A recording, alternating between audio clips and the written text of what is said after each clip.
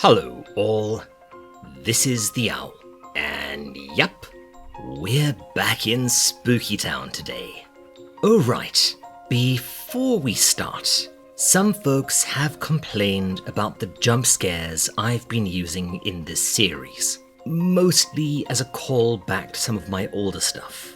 Now, this is turning into a bit of a lose-lose for me, as whenever I put this to a poll, it's overwhelmingly on the yes please jump scare me internet owl daddy side of the fence. But the folks who do not enjoy the jump scares really don't enjoy them. So yeah, what I'm going to do is keep them in the Nakayama-verse stuff, but outside of this, they will be used very sparingly. And this video, well, beware. Okay. So, PTSD Radio, also known as Aftermath Radio in some parts, the magnum opus of incredible horror writer Masaaki Nakayama, and probably the scariest modern manga in existence. Well, except for that other one we'll be taking a look at maybe early next month. Yeah, I planned these out a while in advance. Last time, we met Chifuyu and her ex-boyfriend Keita, two 30-somethings who fell victim to the curse of Ogushi-sama, the ancient god of hair that was worshipped in their villages back when they were young. We also learn that a dour-looking young man named Hamaguchi, who was bullied extensively as a kid, has been drawing power from the idol of Ogushi-sama and using it to carry white his bullies one by one.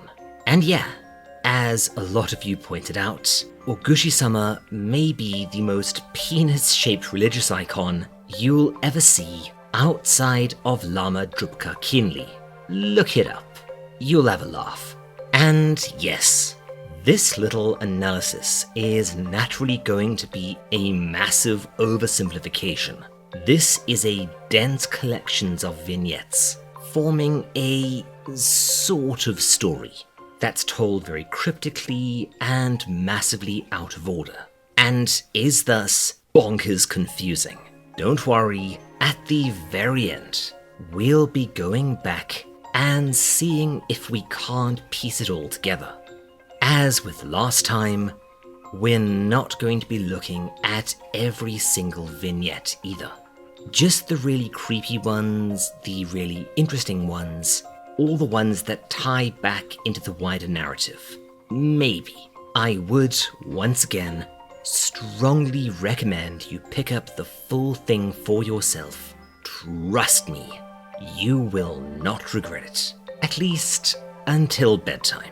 And with that, let's get back into it.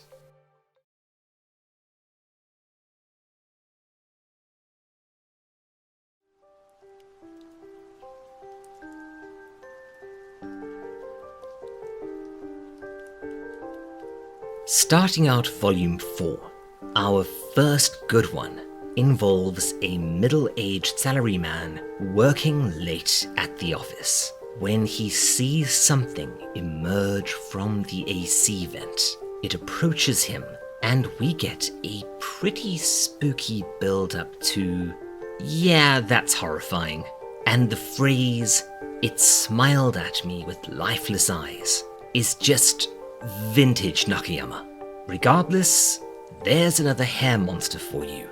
I don't think it's that one from earlier, as this one has eyes. Yeah, there's another bit involving little spooky hair monsters that pop up throughout this volume, but I can't make hide nor hair, get it, of any of this. So I am just going to lock it up in the old "what the hell is Nakayama going on about" box, and maybe save it for later. We'll see. Anyways, this next one is actually a part of another story that runs through Volume 4 and a bit into Volume 5. And this one feels almost Junji Ito-ish to me, in that if you squint, there's almost some sort of coherent societal critique or allegory here. You'll see what I mean. Someone that may or may not be Keita is walking alone at night, buried in his phone, when he nearly bumps into someone who turns out to be, this thing. Wow, that's creepy. He walks away, probably the smart move, a bit freaked out, but looks back down at his phone. Jiminy Christmas, that scared me. The thing's eyeless face stares back at him from his screen. And yes, no, I see what you did there, Nakayama. The "it followed me" thing has multiple meanings here. And yes, we'll see more of this a bit later.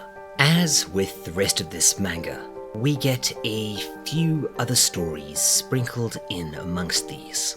But while there are some neato monster designs and some bloody good art here, remember, all of this is hand-drawn. We're going to skip them. Once again, I highly recommend you grab this one for yourself, as there's a great deal of PTSD Radio that I simply don't have the time to show you. This next story seems to show us the final fate of Cornor. Remember? The last of Hamaguchi's bullies? And I think this also might tie into another bit from earlier, involving a psychic dude who can see oncoming death in the form of shadowy figures on top of buildings. When he sees one of these, especially if it's inverted, it means that something awful is going to happen. Cornor is walking home one afternoon, and sure enough, he sees one of these figures on top of a building, right next to the Passional Nanasonic building. Yes, I see what you did there. And after puzzling over it a bit, realizes that it's watching him. Oh dears. As this is a Nakayama story, you can kind of guess what happens next. Yup, his stories often have the theme of, if you see something weird, maybe don't try to get its attention, which is a very Japanese sentiment towards the supernatural, as a lot of Shinto rituals kind of come down to less gratitude or asking a blessing, and more just a placation or exclusion of spirits. Here's an offering, now please leave me and my family alone, sort of thing. But we see the shadow follows him all the way home as the sun sets, on buildings, on trains, and finally, just floating outside his apartment window. Cornor eventually loses his fluff, pulls the window open, and there's nothing there. Because, mate, don't look behind you. Oh, you look behind you. Well, we all see what happens, or I guess we don't. What we get is a startled noise, and it cuts to black. Meh. Nope. Haha. Just kidding. Cornor's attacked and killed in a pretty grotesque fashion by a hair monster, and we do actually see his death later on. Spoiler, his head explodes. Just blood and hair everywhere. Well done, Nakayama. You actually got me with that one. If he has one strength as an author, it's his ability to basically jump scare me with visuals. It's way more difficult to do than it sounds, and I don't think any other mangaka manages to do this with quite the success rate as Nakayama does. Bloody good stuff. This next vignette isn't that scary, but I enjoy it as it's almost certainly a nod to a rather infamous Korean horror game called White Day. That was for quite some time, especially within Japanese gaming circles, viewed as the scariest game of all time. It was kind of the Asian version of Amnesia, in that it really raised the bar. This one was so scary, in fact, that it needed a special warning and 2 difficulty modes. The easier of the 2, with the big difference that some of the more brutal scares were straight up cut. I've played it and yeah, it's pretty damn scary. Regardless, I think this might be Chifuyu. So this was when she was growing her hair back after shaving it and passing the curse back to Keita. She's just chillin', playing some music on her PC, and when she hears someone getting into it, singing along from the outside, she cranks up the volume, and it's kind of funny. So she pulls back the curtain to see who's singing, and nope, no idea what the hell this is supposed to be, aside from another pretty fun scare, and I think a reference to the scariest moment in White Day, which involved a baby and a giant screaming face behind a door, which, I will admit, almost literally scared the piss out of me back when I played it. This next bit is actually kind of a prequel to Cornor's death, as we see him in his apartment. Turns out he was being followed by a shadow which I think Hamaguchi must have conjured up for quite a while. And it's a nice shadow, taking the trouble to watch over him while he sleeps. Nah, just kidding. That is freaky as balls. The next one isn't that scary.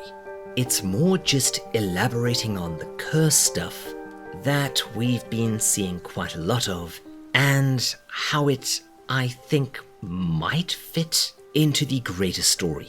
A wealthy businessman and his wife are disturbed by an apparition that rises from their table every night. An eerie woman in white with her face concealed. To try and get some help, they visit a local priest who might be the chap we saw earlier, and he explains that the table was made from a tree that was used for curses, probably one located near the shrine of Ogushi-sama, and he ends up burning it. I think the implication is that the prostitute way back when, remember the one who cursed her treacherous lover and was then murdered by him? Yeah, I think she used this tree, and that would make the table ghost this thing. So yeah, you chaps got off easy here. And, does this mean that the haunted door adorned with her furious face maybe also came from this tree? Yeah, no idea. The bit does go on to explain a fair amount about how curses work in Japan, but I already went into this pretty extensively in part 3 of my Chainsaw Man series, so you can check it out there if you're curious. Japanese occultism is quite something. Regardless, the priest then tells them that now that the table is gone, they shouldn't have any more spooky issues. But we do see that he is quietly worried about what the cursed tree is actually doing out there in the world, and how many other similar trees might be out there.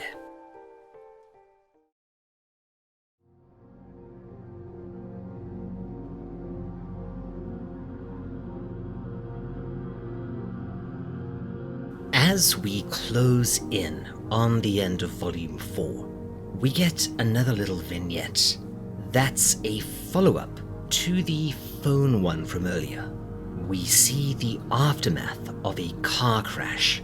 The driver, assumably the phone addict from earlier, was using his phone while driving, which, yeah folks, sorry to play internet dad, but don't do that. And not just because it might open you up to some sort of possession, or I guess a supernatural attack by, oh, it's that thing again. Is it just me, or does it look like meatloaf? If only because if I saw that, I would be out of there like a bat out of hell. And if that song isn't stuck in your head now, you are a better man than I.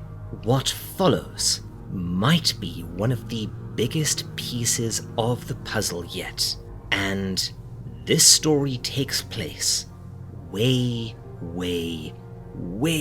back when, in what I think might be pre-feudal Japan. It's also such a bizarre tonal shift that you might as well have inserted a few scenes from Bambi into the middle of what is the current gross-out movie? Oh, maybe Terrifier.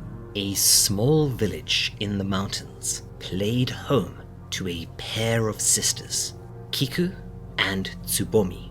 One night, Tsubomi got lost in the mountains, and Kiku went off on her own to search for her.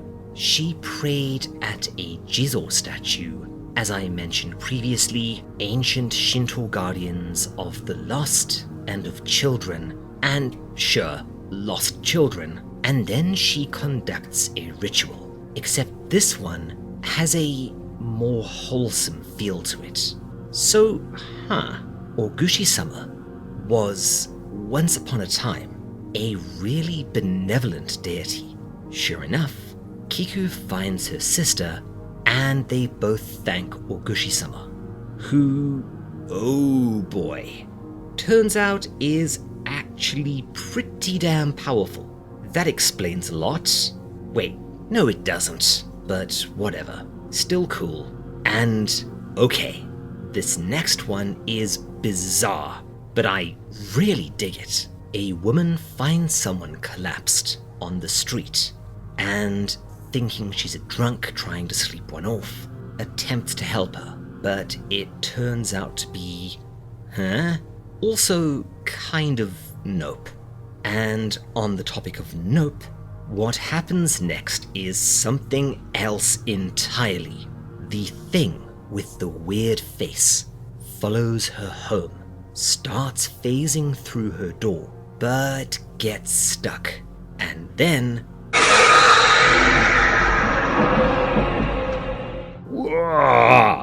its face splits open like a damn Demogorgon, and it only gets worse from there as it oozes hundreds of those little black hair monsters. Wow, that is nasty. And this closes out Volume 4. Volume 5, we're not going too far into today, as that one, oh man, contains some of the absolute best stories in the entire series, including one that might be my favorite Nakayama thing, but we'll do one last one today, as it kind of closes out the phones story, and also where it makes its allegorical critique pretty overt. Another chap, walking along, realizes that his phone is almost out of juice. The horror, and as he heads home, now no longer buried in a screen, realizes that he's the only one on the street looking up. Everyone else is completely absorbed in their own little internet world. Yeah, this is astonishingly accurate for Japan. Hell, even out in the country, if you're walking at night, almost everyone is going to be buried in their phone. He then sees the meatloaf monster basically just chilling on the side of the road in full view of everyone, completely ignored, even when it straight up noms on people. That's both scary and hilarious, as naturally nobody notices. they're all too busy on their phones. And as Keita leaves, we see that this creates an eerie tableau of hundreds of people wandering around in a crowd, yet completely ignorant of everything around them. So let's end that there today.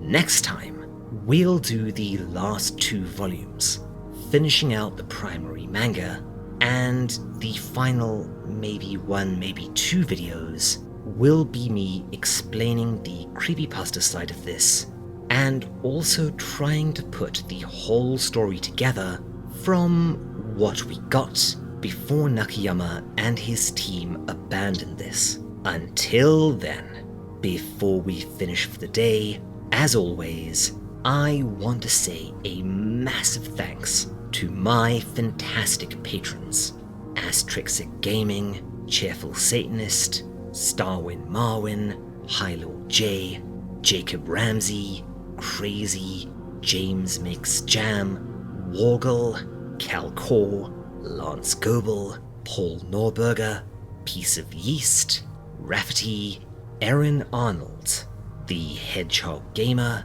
Simone, and XTC Pill. You chaps and chapettes are the best. If you want to see more like this, why not stick around? Subscribe, bell, who knows, maybe that will keep the meatloaf demons at bay. If you want to hear me say your name, get early access to most of my videos, have some fun perks on the Discord, and, help Mrs. Owl and I out, or buy Baby Owl a present, while ensuring that I can keep on doing what I do, why not take a look at our Patreon? All links, as always, are in the description. Take care, my friends, and cheers. This is the Owl, signing off.